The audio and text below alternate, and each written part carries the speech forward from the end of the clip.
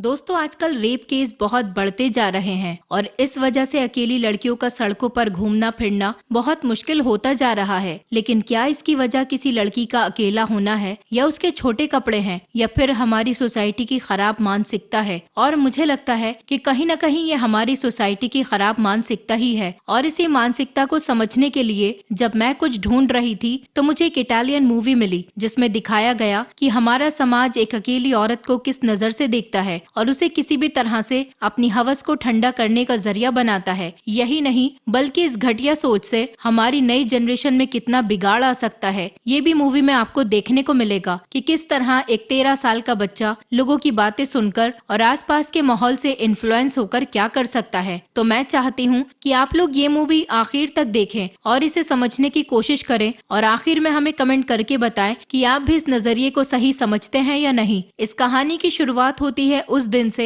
जब इटली ने world war 2 में हिस्सा लिया और उसी दिन एक लड़की नरेटो को अपनी पहली साइकिल मिली और उसी दिन नरेटो की नजर इटली शहर की उस खूबसूरत बला पर पड़ी जिसका पूरा शहर दीवाना था और उसके बारे में तरह तरह की अफवाहों से बाजार गर्म था। कोई तो उसे वैश्य तक कह देता था तो कोई कहता था कि ये जवान लड़कों को अपने हुस्न के जाल में फंसाकर अपनी हवस बुझाती है। लेकिन इन अफवाहों की असलियत कोई नहीं जानता था। नरेटो अपनी साइकिल लेकर अपने नए दोस्तों में जाता है पर वो लोग उसे कहते हैं कि तुम्हें हमारा ग्रुप ज्वाइन करने के लिए मर्द बनना होगा क्योंकि तुम अभी बच्चे हो, आओ हम तुम्हें मर्द बनना सिखाते हैं। इसके बाद ये पूरा ग्रुप उसी हसीना को देखने के लिए एक जगह बैठ जाते हैं जिसका नाम था मलेना। मलेना बिल्कुल किसी अप्सरा जैसी खूबसूरत थी। ये लड़के उसको देखने के लिए उसका पीछा करते हैं और जगह जगह रुक रुक कर उसके हुस्न से अपनी आंखें ठंडी करते हैं। इसके बाद नरेटो को पता चलता है कि मलेना उसके स्कूल की एक मास्टर की बेटी है जहाँ नरेटो पढ़ने जाता था। हालांकि मलेना के हुस्न और दोस्तों की बातों का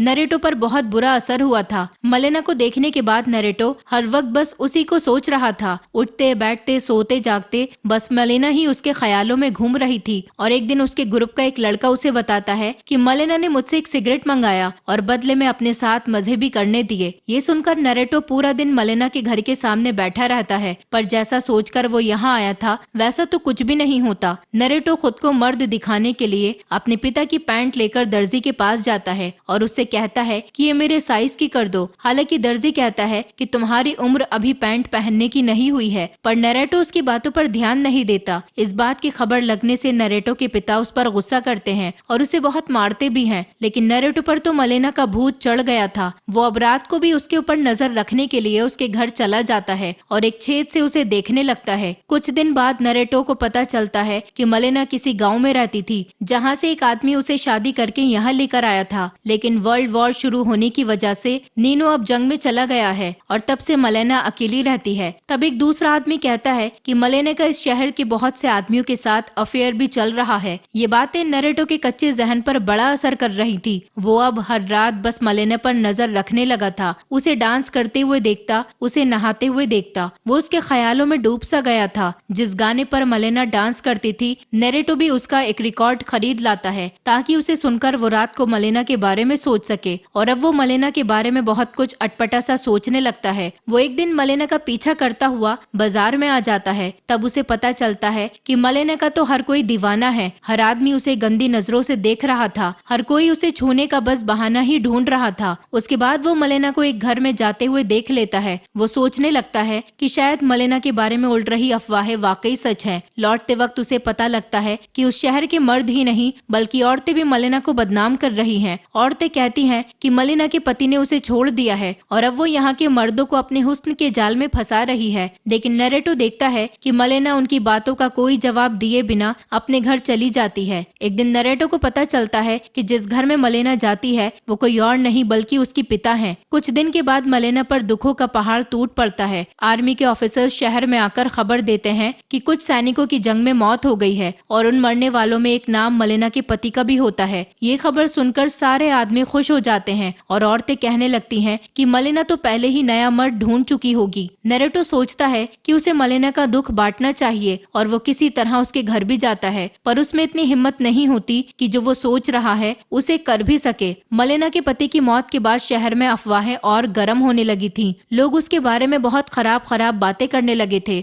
जो नरेटो को बहुत तकलीफ देती थी और वो अपने तरीके से लोगों से बदला लेने लगा था। एक दिन नरेटो मलेना के कपड़े अपने घर ले आता है और उसे फैंटेसाइज करने लगता है। ये बात जैसे ही उसके पिता को पता चलती है, वो नरेटो को मारते हैं और उसे घर में बंद कर देते हैं। पर नरेटो अब खाना पीना बंद कर देता है और उसकी तबीयत खराब हो जाती है। आखिर में डॉक्टर के कहने पर उसे घर से बाहर जाने की परमिशन मिलती है और उस दिन वो देखता है कि अब मलेना को अकेला पाकर उसके घर के बाहर बहुत लोग घूमने लगे हैं और एयरफोर्स का एक ऑफिसर मलेना के अकेलापन को बांटने के लिए उसके सामने शादी का ऑफर रखता है। और उसी रात जब वो ऑफिसर मलेना के यहाँ से निकल रहा था, तब उसे एक बूढ़ा डेंटिस्ट मिलता है और वो डेंटिस्ट उस ऑफिसर से लड़ने लगता है, ये कहकर कि मलेना उस डेंटिस्ट की मंगेतर है। उन दोनों की लड़ाई की खबर जंगल की आग की तरह शहर में फैल जाती है और हर कोई अब मलेना पर यह आरोप लगा देता है कि वो शादीशुदा आदमी से जिस्मानी ताल्लुक रखती है। यहाँ तक कि इस आरोप की वजह से मलेना के पिता भी उससे मुंह फेर लेते हैं। दरअसल उस वक्त इटली में इस तरह के संबंध रखने वालों पर सजा देने का एक कानून बना हुआ था। हर कोई मलेना को बुरी और गिरी हुई औरत कहने लगा था और उसके इस पाप के लिए अदालत भी लगाई जाती है। यहाँ पर मलेना कहती है कि मेरा इस डेंटिस्ट से कोई ताल्लुक नहीं है। हालांकि वो उस आर्मी ऑफिसर से प्यार करने लगी थी, लेकिन अदालत में वो ऑफिसर कहता है कि मैं तो सिर्फ मलेना का एक दोस्त हूँ। ये सुनकर मलेना रोने लग जाती है। यहाँ पर एक वकील मलेना की तरफ से केस भी लड़ता है। दरअसल कुछ दिनों पहले मलेना ने इस वकील को हायर किया था। अब किसी तरह वकील इस केस में मलेना को बेगुनाह साबित कर देता है, लेकिन उसी रात वो वकील अपने पैसे लेने मलेना के घर जाता है, पर वो मलेना से पैसे नहीं लेता। वो कहता है कि मेरी फीस तो तुम हो। हालांकि मलेना उसे रोकती है, लेकिन वो उसके साथ जबरदस्ती कर लेता है। ये सब उसके घर के छेद से नरेटो देख रहा था, लेकिन वो उसे बचाने के लिए कुछ कर नहीं पाता। हालांकि मलेना केस जीत गई थी,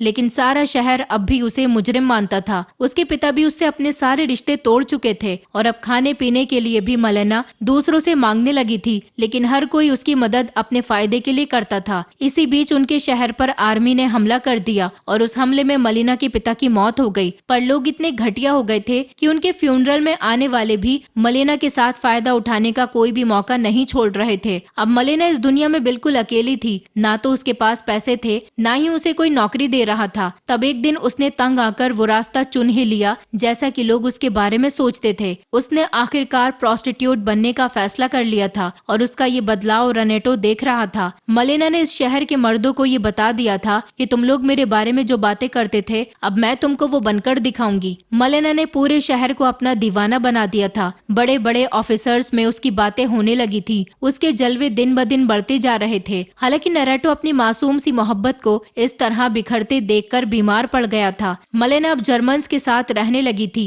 शहर में किसी की हिम्मत नहीं थी कि उसके खिलाफ कुछ बोल सके। सारी औरतें उसे मारना चाहती थी, क्योंकि उनके मर्द अब मलेना को देखना चाहते थे और अपनी औरतों के प्रति उनका लगाव कम होने लगा था। पर मलेना जर्मन्स की सिक्योरिटी में थी। वहीं नरेटो के फादर समझ चुके थे कि नरेटो को इस वक्त जवानी का बुखार चढ़ा हुआ है और किसी वजह से इसकी भावनाएं इतनी ज्यादा बढ़ गई हैं कि अगर इस बुखार को उतारा न गया तो शायद ये ऐसे ही जलता रहेगा। वो नरेटो को लेकर रेड लाइट एरिया पहुंच जाते हैं। हालांकि ये गलत था, लेकिन नरेटो का इलाज भी शायद इसी में छिपा था। अंदर नरेटो अभी भी उस लड़की में मलेना को खोज रहा था, लेकिन वहाँ से आने के बाद नरेटो कुछ ही दिनों में ठीक हो चुका था। अब वो फिर से मलेना को देखने आता है, लेकिन अब वक्त बदल गया था और जर्मन्स इटली को छोड़कर जा रहे थे और इस मौके का यहाँ की औरतों ने फायदा उठाया, क्योंकि वो जानती थी कि जर्मन्स के जाने के बाद मलेना अब उनके पतियों को अपने कस्टमर बनाएगी। और औरतें मलेना को पीटती हुई बाहर ले आईं। उन्होंने उसके बाल काटे और कपड़े फाड़े। नरेटो ये सब देख रहा था कि कैसे जलन और हीन भावना के एहसास में